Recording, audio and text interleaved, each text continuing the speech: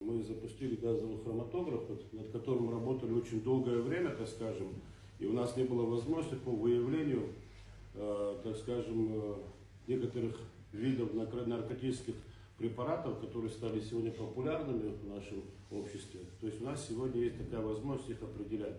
И, соответственно, как говорится, это, я считаю, большой шаг. Сейчас мы вырабатываем, да, Беслан Русланович, эту историю для того, чтобы более комплексно подходить, в том числе и по освидетельствованию наших граждан.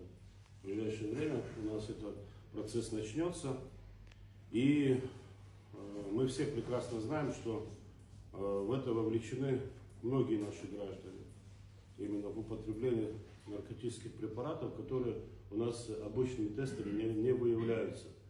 Это люди, которые занимаются извозом наших граждан, в том числе и туристов, и многие другие, которые сегодня в нашей общественности, в нашем обществе могут представлять тем самым серьезную угрозу жизни и здоровью наших граждан.